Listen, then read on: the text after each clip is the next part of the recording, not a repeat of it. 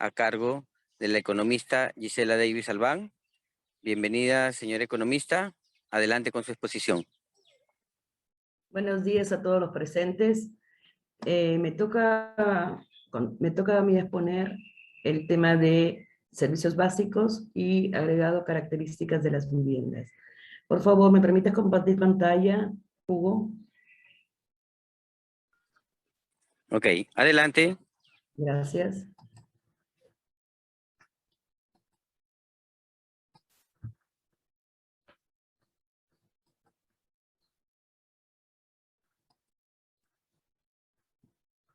Por favor, me avisan si se visualiza.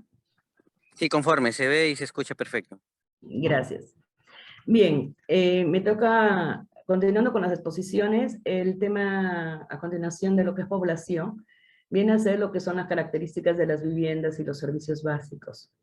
Sí, las características de las viviendas están referidas a 4 aspectos, que es primeramente caracterizar el tipo de viviendas predominantes y los materiales de las viviendas que predominan en paredes, techos y pisos.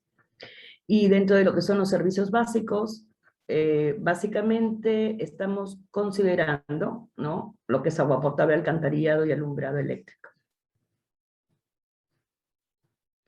Tipo de vivienda. En nuestro departamento, en los últimos 4 censos, ¿sí?, según la data de ellos, la vivienda que predomina son las casas independientes, ¿sí? Y estamos viendo también, entonces, según la información del INEI en el Compendio Estadístico de Piura del 2020, que tiene información al 2019, ¿sí?, que corresponde al 2029, pero con información del año anterior, estamos hablando que el porcentaje de viviendas independientes en el 2010 representaban en Piura el 98.9% de las viviendas, mientras que en el 2019 estamos hablando ya de un porcentaje mayor que es 99.5%. Eso quiere decir que si vemos a través de los años que estamos presentando, siempre estamos arriba del 99%, ¿sí? Después de 2011 ya estamos alrededor del 99%, excepto el 2018 que hay una reducción del 98.7%. Estamos entonces hablando de esos promedios en cuanto a el tipo de vivienda que existe en nuestro departamento, ¿no? Diferencia, por ejemplo, en Lima, ¿no?, donde ya no estamos hablando de que no solamente existen viviendas independientes, sino, por ejemplo, viviendas de tipo en edificaciones mayores, con este crecimiento que existe, y o quintas, por ejemplo, conocidas que existen en la capital. En cuanto a la tenencia, ¿sí?, en cuanto a la tenencia de estas viviendas independientes o bioparticulares, estamos hablando que en el rango de años del 2010 al 2019, las viviendas con título de propiedad eran en Piura el 67.1% en el 2010, ¿sí? Y ese porcentaje, digamos, ha variado, aumenta, baja, pero en 2019 las viviendas independientes con título de propiedad representan el 52.2%. Si hablamos que las viviendas crecen, ¿no?, porque uno lo que observa y el crecimiento urbano y rural, uno está pensando en que hay mayores viviendas con menores títulos de propiedad, ¿no? No tienen la tenencia definitiva, ¿no? Entonces, ahí estamos visualizando una realidad, ¿no?, que nos permite identificar básicamente 2 temas, ¿no? Uno, el tipo de vivienda que predomina, y otro, ¿tienen título o no tienen título? ¿Sí? Esas son las características básicamente que se estarían considerando en la tipología de viviendas. Esto respecto a lo que es la región, ¿no? Esto en lo que es tipo de viviendas, y este es el resumen de los indicadores al 2019, que es lo más reciente que se tiene como información estadística del INEI. En cuanto a las características de la vivienda, ¿sí? Las características de la vivienda, cuando uno observa la información estadística del INEI, básicamente se hablan para identificar las características de 3 variables, ¿no? Que vienen a ser los materiales de construcción, primeramente de las paredes exteriores, de los pisos y del techo, ¿sí? Entonces, en la información a nivel regional, tenemos aquí entre el periodo 2010 y 2019 la información sobre el tipo de materiales que predominan en las viviendas, y estamos hablando de, por ejemplo, aquí paredes exteriores que son de ladrillo o bloques de cemento. En Piura, las viviendas que representaban ese tipo de materiales en paredes eran el 49.3, ahora son el 57.4 de ladrillo bloques de cemento. En cuanto al material de construcción de los pisos, si son de cemento, en Piura el 2010 eran el 40.8%, el 2019 el 50.4%. Y en cuanto al techo de concreto armado, en el 2010 representaban el 18% tan solo de las viviendas, ahora el 2019, el último dato, 18.9%. Esto nos permite determinar que en general, de manera general en la región, sin hablar de diferencias de provincias, el material que predomina en las viviendas de nuestra región en cuanto a paredes y pisos ha mejorado, ¿no? Es decir, ha mejorado las condiciones de las viviendas, no así en los techos, ¿no? En los techos, que digamos es un componente, si uno quiere determinar, medio caro a la hora de la construcción, cuando una familia decide construir su vivienda, y la mayoría estamos considerando entonces que si uno observa nuestro departamento, estamos hablando porque los techos pasan a ser techos básicamente de calaminas, ¿no? Entonces pueden haber muchas viviendas construidas ya con paredes y pisos, ¿no? De bloque de cemento y o pisos de cemento, pero con techos de cobertura ligera, que se llama, ¿no? Entonces, eso sí, digamos, estaríamos pensando en que es un factor, digamos, que podría afectar algunas consideraciones en cuanto a las condiciones en las que vive nuestra gente, ¿no? Pensando en quizás, por ejemplo, la tipología de constructiva que puede haber en diferentes provincias, como por ejemplo nuestra sierra, que sí es diferente, ¿no? Entonces, en resumen, las características de la vivienda 2019, aquí están caracterizadas, esta data, que es a nivel regional. Sin embargo, cuando uno está hablando a nivel de provincias, sí hay diferencias, ¿no? Sí estamos hablando de diferencias, ¿no? En el modelo constructivo que se usa, por ejemplo, en esta sierra, ¿no? Donde se puede ver muchas viviendas de diferentes materiales, ¿no? De barro y quincha, etcétera. Ahora, la información que se tiene detallada, al menos que uno puede ubicar en las páginas y información del INEI, es, la última data es la del 2017, ¿sí? A nivel de provincias, ¿sí? Por eso se presenta aquí la última data, 2019 recogida por departamento tan solo. No hemos podido desagregar, ya que la desagregación solamente es en el censo del 2017, ¿sí? Esta particularidad. Entonces, hasta aquí, digamos, esta tipificación de las características de las viviendas, ¿no? En cuanto a materiales y en cuanto a tipo de viviendas y tenencia de títulos de propiedad.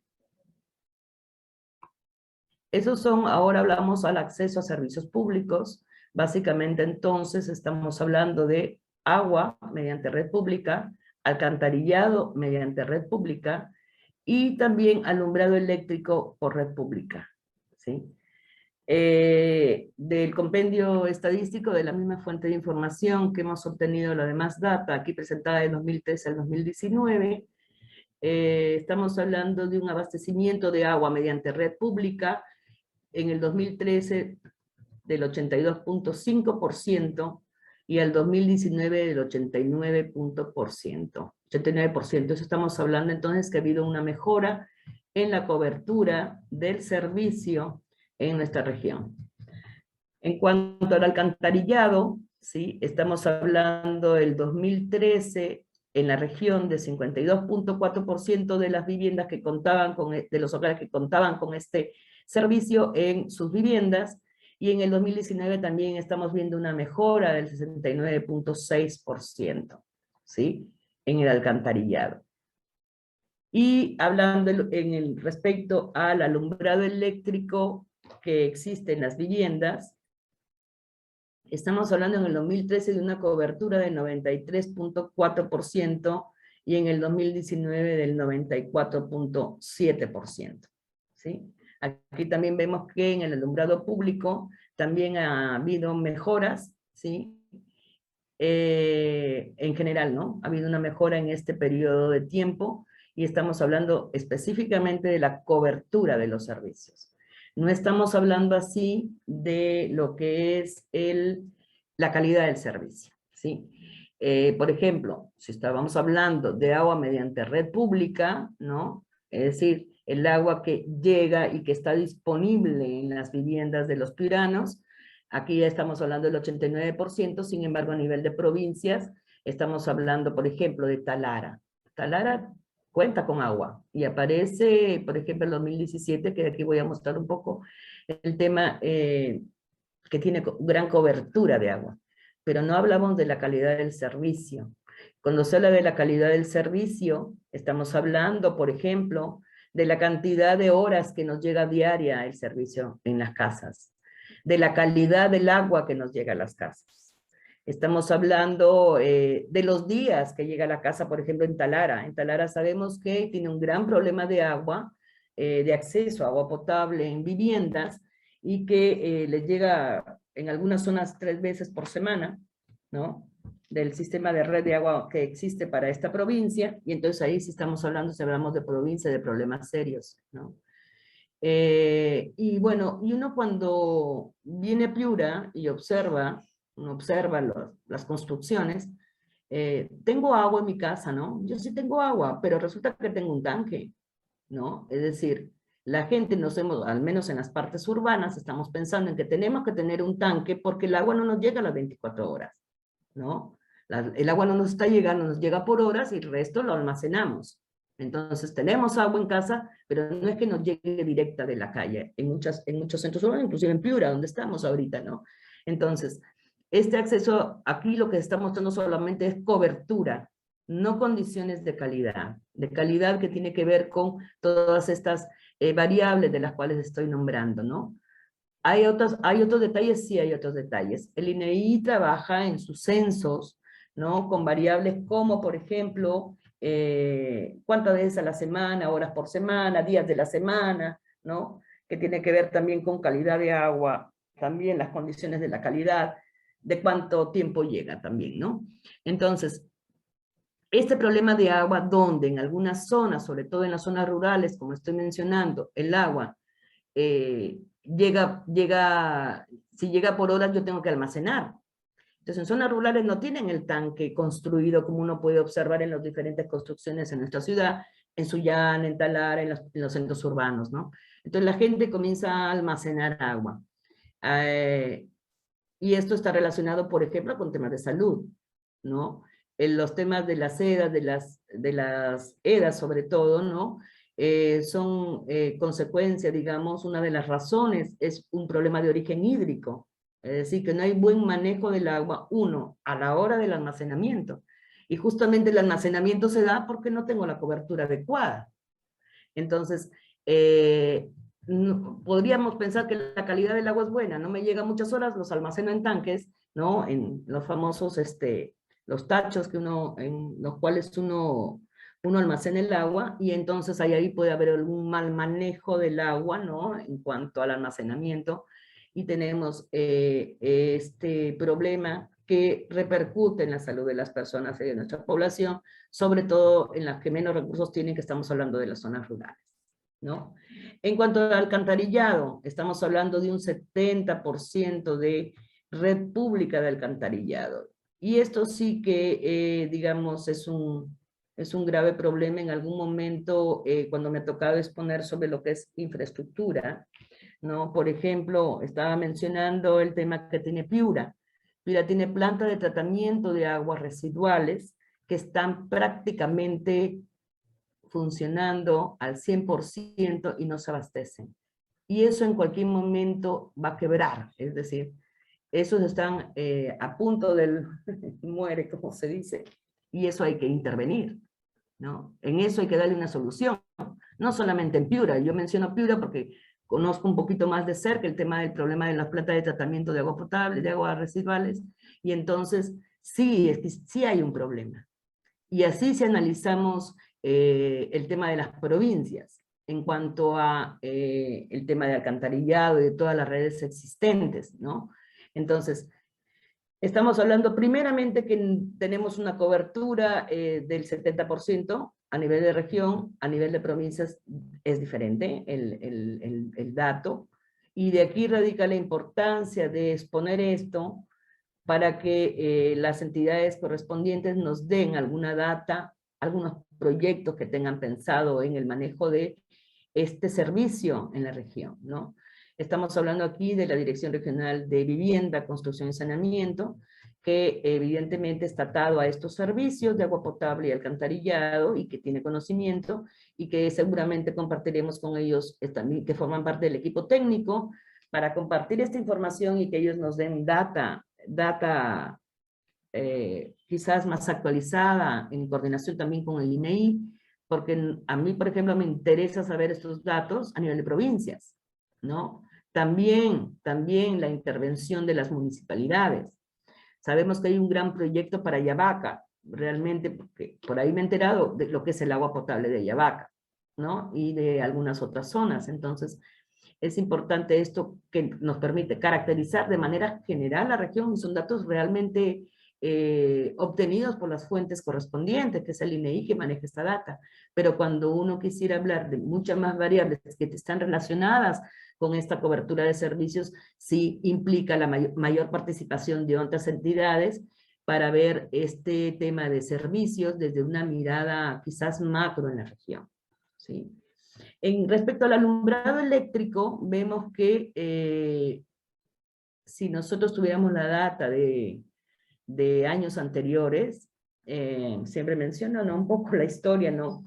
Cuando era, digamos, estudiante universitaria y tuve la oportunidad de viajar por la sierra, lo que más asombraba, pues, era que no había luz, ¿no? Cuando uno viajaba a través de los centros poblados, accedía a Yavaca, Huancabamba, Morropón y el Bajo Piura, no había luz, ¿no? Y era la costumbre de que en los centros poblados con mayor población, aquí en el Bajo Piura, La Unión, La Arena, comenzaban a funcionar por 2 o 3 horas los grupos electrógenos, ¿no? Y la gente se reunía en la plaza, ¿no? Y ahí después de las 3 horas se apagaba todo, o en la sierra el famoso televisor comunitario, ¿no?, donde se juntaba el pueblo a ver la televisión y quedaban horas y ahí se acababa el servicio, ¿no?, por las noches. Eso, digamos, eso lo hemos mejorado en cuanto a la cobertura del alumbrado eléctrico, y es porque esto se refleja en un programa nacional que hubo de lo que es el sistema eléctrico rural, que son las intervenciones que se hicieron, que hizo el nacional a través de los SER, que le denominaban, ¿no?, sistemas eléctricos rurales, que permitió abastecer a nivel nacional y mejorar la cobertura realmente del servicio, y eso se visualiza en estos porcentajes, ¿no? Esto es algo que sucede a nivel nacional, pero en la medida que las poblaciones van creciendo, este alumbrado eléctrico debe irse ampliando, ¿no? En general, las empresas en nuestro país que ofrecen este tipo de servicios básicos tienen, a la hora de ser administradas por muchas empresas público-privadas o privadas con participación del Estado, ¿no?, ofrecen servicio en lo que es su área de cobertura, ¿no? Entonces, las poblaciones se acercan para tener el acceso de las empresas prestadoras, pero dicen, está fuera de mi cobertura. Entonces, ¿cómo es que las poblaciones se abastecen, digamos, o amplían esos servicios para que les den cobertura, que sean coberturadas sus viviendas, ¿no? Y por tanto las poblaciones, es a través de las intervenciones de los gobiernos, locales y o regionales. Es decir, si es la empresa, uno habla, por ejemplo, de EPC Grau que le dé agua a todo Piura, ¿no? Sin embargo, porque hay proyectos porque justamente al estar fuera del área de cobertura, son las entidades estatales a través de las diferentes jerarquías, sea el nacional con los programas nacionales, saneamiento urbano, saneamiento rural, intervienen con proyectos, ¿sí? Sea el gobierno regional también y puede intervenir y o los gobiernos locales. Entonces, se ejecutan proyectos de este tipo en los cuales básicamente lo que se da es la cobertura de agua potable a los centros poblados, pero ¿y quién lo mantiene?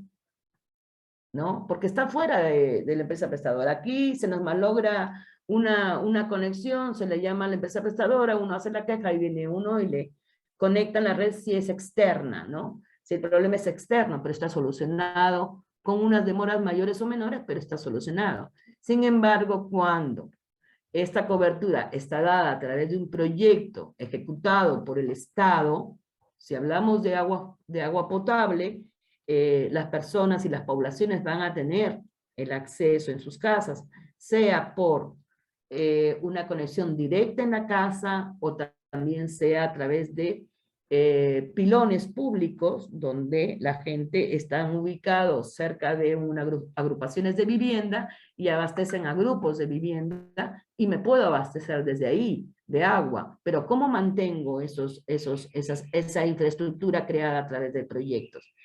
¿No? Igualmente, cuando hablamos de, por ejemplo, el tema de alcantarillado en lo que son básicamente servicios higiénicos, ¿no? Vemos cuando uno va a la sierra o hacia el Bajo Piura o a distintos lugares, hacia Sullana, Tambo Grande, etcétera, uno está viendo las letrinas, ¿no? Las letrinas ha sido una solución para lo que es el acceso a servicios higiénicos de la población, donde evidentemente las empresas prestadoras no pueden coberturar, ¿no? Entonces el procedimiento es cobertura y con el tiempo, cuando ya coberturan, después de un promedio de 5 años de que la gente obtiene el servicio o inclusive un poco más, las empresas prestadoras van haciéndose cargo de estas redes construidas, ¿no? Y son incorporadas, digamos, ya para los mantenimientos. Cuando no sucede eso, ¿no? Cuando no sucede eso, ¿quiénes son los que administran estas infraestructuras creadas a través de los proyectos para el abastecimiento y cobertura de servicios de agua potable, por ejemplo?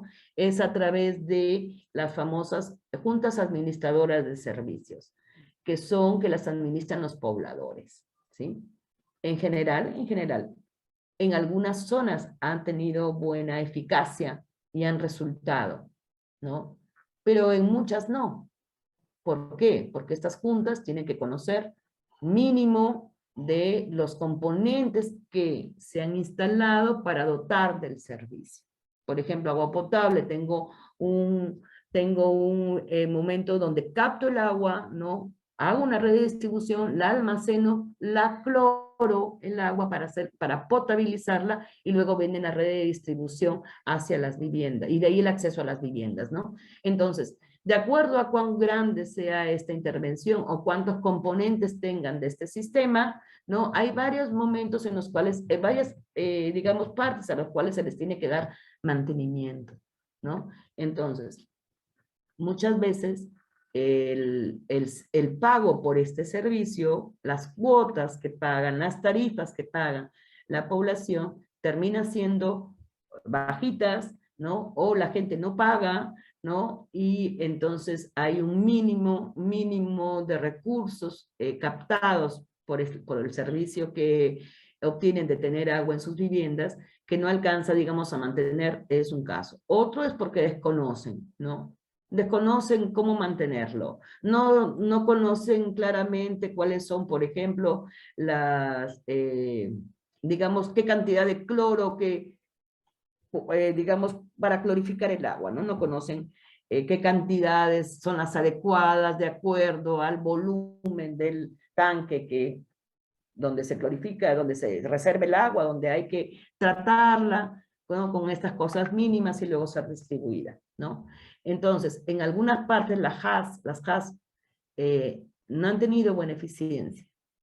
¿no? Y luego a nivel nacional se ha planteado una intervención nuevamente del tipo estatal, ¿no? Es decir, que los operadores de estos servicios sea con intervención de los gobiernos locales. Un ejemplo claro para una población grande es el caso de Sechura, ¿no?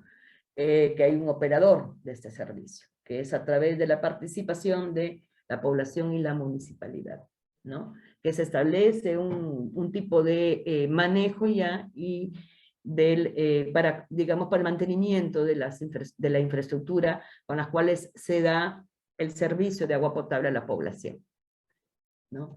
Entonces, eso un poco para visualizar que esta data es una data oficial del INEI, no la tenemos desagregada por provincia, el 2019 tan solo al 2017. ¿Sí? Este es el resumen al 2019, ¿no? Del acceso a servicios básicos. Como les dije, 89% estamos hablando de la red pública de agua, 69.6% del alcantarillado, 94.7% de la red pública de alumbrado eléctrico. Y estos capturas de mapas que hay aquí, ¿sí? De algunas variables como servicio de agua potable por red pública, servicio de alcantarillado por red pública, letrinas o pozos sépticos, o viviendas que no cuentan con servicios higiénicos, esos son capturas del mapa de los resultados del censo del 2017, ¿no? Entonces, cuando uno dice 89% de hogares que se abastecen de agua mediante red pública, ¿sí? Al 2019, si vamos al mapa, ¿no? A este mapa del 2017 que muestra todo Piura respecto a distritos, observamos que en nuestra sierra la situación es diferente, ¿no? Igualmente, y mayor problema hay aquí en este mapa donde podemos visualizar el más pegado hacia la derecha en la parte superior, que son las viviendas con servicio de alcantarillado por red pública. Estamos hablando de cuántas viviendas no cuentan. Las que cuentan son las azules, celestes son las que cuentan, y de ahí se va hacia los colores rosados y salmones, ¿no? Con mayor intensidad, son las que no cuentan, ¿no? Entonces, cuando decimos una cifra a nivel departamental de 89% o de 70% de la red pública de alcantarillado, ojo, cuando estamos hablando a nivel de distritos, ¿no? La situación es totalmente distinta, ¿no? Este mapa de color nos permite un poco ubicarnos y decir, sí, la mayoría de nuestras zonas de la sierra, Morropón no cuenta, zonas del Bajo Piura inclusive ahí las estamos observando con colores rosados que no cuentan con adecuados servicios, tema de servicios higiénicos. Viviendas con letrinas o pozos sépticos al 2017, ¿no? Del 2017 al 2021 se ha habido grandes proyectos, digamos, no grandes proyectos, perdón, sino la mayoría de proyectos realizados de agua potable incluían las letrinas, ¿sí? Entonces esto quizás del 2017 al 2021 los colores podríamos estar pensando que hay mayor coloración en este mapa, si podríamos hablar en la actualidad.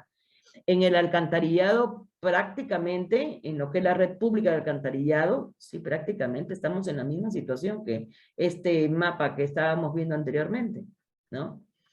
Entonces, estamos hablando, y los que no cuentan con servicios higiénicos, pues acá tenemos otro mapa que en la parte inferior, que estamos hablando pues de todo el problema de los servicios higiénicos, ¿no?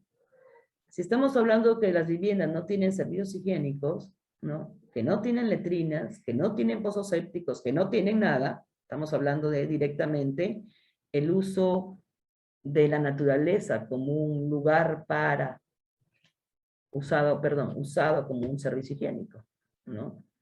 Tanto en las áreas naturales, ¿no? En los espacios públicos, y eso netamente significan temas relacionados con la contaminación del medio ambiente, ¿no? Entonces, nos interesa a nosotros mostrar quizás si existiera la data más actualizada que el 2017, ¿no? Respecto a provincias al menos, por eso la importancia de compartir esta información con los gobiernos provinciales y o las direcciones regionales competentes respecto a los servicios, la Dirección Regional de Vivienda, Construcción y Saneamiento y la Dirección de Energía y Minas, que nos permitan quizás tener una data más desagregada y más detallada respecto a la cobertura de los servicios. Y aquí un poco,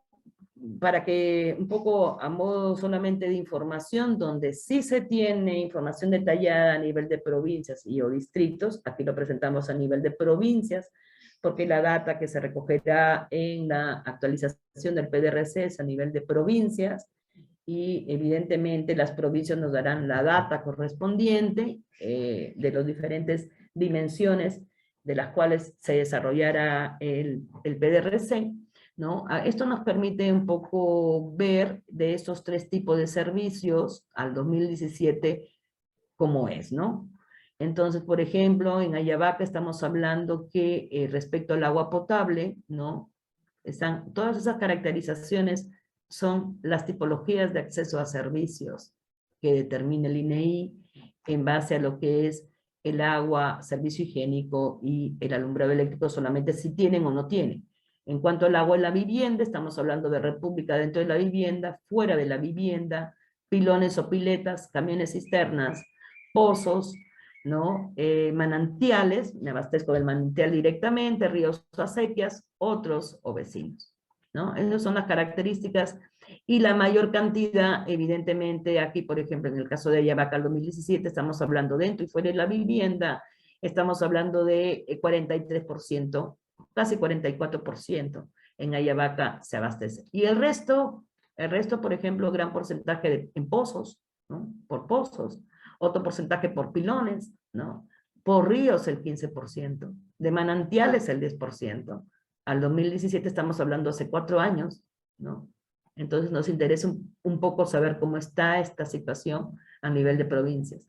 Huancabamba, otro ejemplo, ¿no? En cuanto al abastecimiento de agua, dentro y fuera de la vivienda, en Huancabamba estamos hablando pues aquí alrededor del 45%, 46%, ¿no? De lo que es Huancabamba se abastece por estas redes dentro y fuera de la vivienda, 17 por pilón, 13 por manantial, 17 por río, ¿no? Entonces sí tenemos, cuando hablamos ya del detalle, al menos de la data oficial del 2017 por provincia, sí la situación cambia, y entonces esos porcentajes de la región no reflejan lo que cada provincia vive, ¿no? Talara, por ejemplo, estamos hablando de la red pública dentro y fuera de la vivienda, estamos hablando de 84.6% se abastece con red pública dentro y fuera de la vivienda en cobertura. Otro tema es calidad, ¿no? Como les mencionaba, ¿no? Entonces, hablar de esta desagregación de información por provincias mínimamente es importante, ¿no? Ni hablar del alcantarillado. Aquí cuando hablamos, por ejemplo, del servicio higiénico en campo abierto, el 2017, Ayabaca estamos hablando del 37% de su población, ¿no? Usa el campo abierto como servicio higiénico para sus necesidades. Huancabamba, el 25%, ¿no? Morropón, el 9%. Paita, 8%. Piura, 12%, ¿no? Entonces, tenemos brechas que cerrar aquí, ¿no? En cuanto a servicio alumbrado eléctrico, sí estamos hablando de, por ejemplo, en el caso de Ayabaca 30% no tiene, Huancabamba 27%, al 2017 no tiene, Morropón alrededor del 15%, Paita 12%, Piura 12%, Sechura 16%, Sullana casi 10%, Talara 8.8%. ¿Sí? Es decir, también estamos hablando entonces que en la región el 14% no tiene, que también estamos hablando al momento de hablar de brecha de servicio en cuanto a cobertura, estos datos, ¿no? Entonces, hasta aquí la información que voy a presentar, por lo tanto agradezco su atención, pero sí a mí como, digamos, responsable de estos temas, un poco para hablar y decir, alguien puede pensar, ay, esa exposición de viviendas no es muy importante, ¿no? Exposición de servicios básicos, después me entero, ¿no?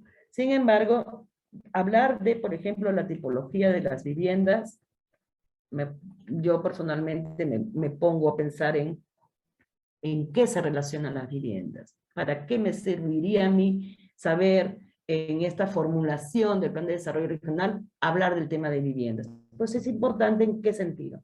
Cuando uno, por ejemplo, relaciona y habla, por ejemplo, de expansión urbana, de cómo crecen nuestras ciudades, ¿no?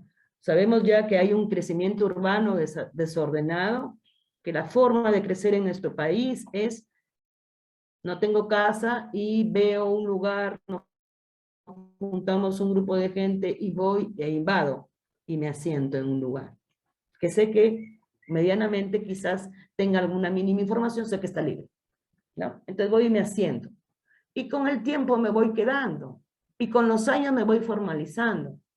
Pero no hay un concepto desde el Estado de hablar de esta expansión ordenada, ¿no?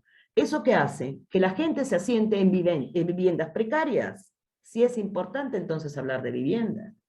Sí es importante hablar de las características de los materiales predominantes de techos, pisos y paredes. Claro que es importante entonces cuando lo vemos de esa manera, ¿no? Cuando esto lo asociamos a la gestión de riesgo de desastres, ¿no? No nos acordamos de lo que pasó en 2017, no nos acordamos del resentamiento de las poblaciones del Bajo Piura más afectadas, no nos olvidemos que todavía aún están esperando un módulo. Entonces, sí es importante hablar de vivienda que nos permite también relacionada a, por ejemplo, lo que ha hablado ahorita mi compañero de trabajo Samuel. Samuel nos está mostrando un concepto de población con varias características interesantes que nos permiten mirarnos, ¿sí? Pero mirarnos desde diferentes ángulos, desde cuánta gente está en las áreas rurales, cómo hay que abastecer esos servicios en las áreas rurales. Cuando nos habla de las poblaciones, del tipo de población, ¿no? Eso tiene que ver con otros conceptos, ¿no? Cuando estamos hablando de la población afroamericana, etcétera, mestiza, es otro concepto que está relacionado con otras variables. Pero cuando hablamos también de los centros poblados, de dónde se asienta la mayor cantidad de población, ¿no? Entonces, sí es importante ver, porque las poblaciones se van asentando y tienen que construir sus viviendas, ¿no? No hablemos todavía aún más allá de lo que es, por ejemplo, son, de acuerdo al 2017, a este fenómeno que hemos vivido, ¿no? Relacionado a las zonas vulnerables de muy alto riesgo, ¿no? Donde ya cuando uno ve los planos del INGEMEN, todas esas zonas rojas inundadas dentro de lo que es el crecimiento urbano, ¿no? ¿Dónde va a ubicarse estas poblaciones? Entonces, cuando queremos hablar de una visión al 2030, tenemos que pensar en todo esto. Relacionado, por ejemplo, a estas tasas de crecimiento que nos hablaba Samuel. Somos tantos pobladores, pero ¿cuánto vamos a crecer en este periodo y esta mirada al 2030? Si crece la población, crece de la demanda de servicios, crece la demanda de viviendas. Entonces, hablar de viviendas es interesante bajo muchos aspectos. No solamente tipificarnos, sino qué es lo que va a pasar al futuro. Y aquí hablo también la relación a lo que corresponde a los gobiernos locales, por ejemplo, con lo que son sus planes de desarrollo urbano, cómo determinan las zonas de expansión urbana, hacia dónde están mirando, la provincial, por ejemplo, en Piura, ¿no? En Sullana, en Talara, hacia dónde va a crecer la ciudad, su ciudad, ¿no? ¿Dónde va a poder acoger a toda esta población que las poblaciones van creciendo, van formando familias y tienen esa demanda de vivienda, y si no se la da el Estado, pues voy y me asiento, ¿no? Me asiento en una quebrada, me asiento en una zona vulnerable. ¿Cómo a esas zonas después pasan 10, 15 años y no les puedo dar los servicios básicos, ¿no? Entonces, sí es importante esto para ver cómo nos ordenamos en nuestra región, ¿no? También estamos hablando, por ejemplo, de tenencias. ¿Cuántas poblaciones, ¿no?, de las zonas rurales están años esperando su título, ¿no? Para que me den el título, titúlenme, ¿no? Y ahí viene la participación de las entidades correspondientes, ¿no? Tanto del gobierno regional como de los gobiernos locales. Estos temas también del gobierno regional en cuanto a ordenamiento territorial, ¿no? Que en estos momentos hay un proceso de actualización, por ejemplo, de la ZE, la zona económica en las regiones, ¿no? Para determinar estas zonas a nivel macro, a nivel de región, y a nivel de provincias con sus planes de desarrollo urbano, ¿no? O cómo se denominan estas zonas también determinadas de expansión urbana. Entonces mi pregunta, mi planteamiento es la importancia que a lo mejor un tema, no considerando tan importante, sí nos permite hablar de lo que es y lo que queremos de futuro de nuestra región, ¿no? Además también este crecimiento pues va asociado, como les mencionaba, al acceso a servicios básicos, ¿no? Aquí en Piura muchos tenemos digamos, la bendición, diríamos, de vivir en zonas urbanas, en urbanizaciones, ¿no? Y hablando de cobertura de servicios, ¿tengo agua? Sí, tengo agua, y de repente voy viendo que en los últimos 5 años ya no hay, mi vecino ya no es una casa, mi vecino es fue construyendo y ya no hay un piso, hay 4 pisos, y de repente vendieron un terrenito que siempre estuvo vacío y me colocan 4 pisos, y a la vuelta también, etcétera, etcétera. Todo este crecimiento que hay también es demanda de servicios, ¿no? No es lo mismo una proyección de una urbanización que tenía 100 lotes para viviendas, máximo de 2 pisos, que de repente el 20% de esas viviendas se construyan en edificios de 4 pisos con 2 departamentos por piso. Estamos hablando de 8 hogares que van a demandar mayor agua y generar mayor recepción para el servicio de alcantarillado, ¿no? Entonces, este ordenamiento, por lo tanto, hay que mirarlo con detenimiento, ¿no? Y cómo incorporamos estos conceptos a la visión que tenemos que generar en este proceso de actualización, ¿no? Y de mirada a nuestra región al 2030, ¿no? Entonces yo les planteo estas interrogantes, ¿no? Estas cosas que hay, esperando sus aportes y esperando también la contribución, ¿no? En cuanto a data que tengan las direcciones correspondientes. En estos momentos aparece ahí mi correo, ¿no? Voy a poner en el chat mi teléfono para que cualquiera de los integrantes que en estos momentos del ETA que está presente, y si tiene información, la comparta. Y evidentemente, esta exposición también será colgada, como venimos como equipo CEPLAR colgando todas las exposiciones en el espacio del CEPLAR.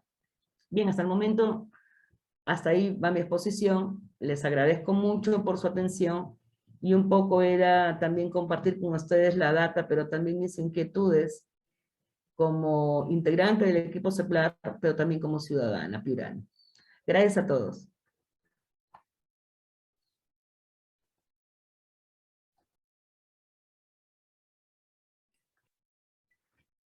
Bien, si nadie, digamos, participa, un poco aportando ideas, un poco haciendo consultas. Como les dije, la información va a ser compartida a todos los participantes del ETA, ¿no? También hay en el ETA algunas ya incorporadas, algunas representantes de la sociedad civil del CCR, también se les hará llegar, que son invitados, ¿no? También forman parte, están, digamos, asistiendo con apertura a estas reuniones, ¿no? Y también se les hará llegar la información. Nuevamente les agradezco por su atención y entonces, según nuestra programación, ¿no? Calculábamos entre media hora, 40 minutos de estos temas, para luego dejar un aire, digamos, un tiempo para lo que si hubiera participación con los integrantes de esta reunión. Pero, dado el caso, entonces, continúan, faltan 2 temas, el tema de pobreza, que lo verá Samuel, y luego el tema de empleo, que lo hablaré yo. Entonces, tenemos un espacio hasta las 11 para continuar entonces con el economista Samuel Godos en la exposición que corresponde. Muchas gracias a todos por escucharme. Gracias, hasta luego.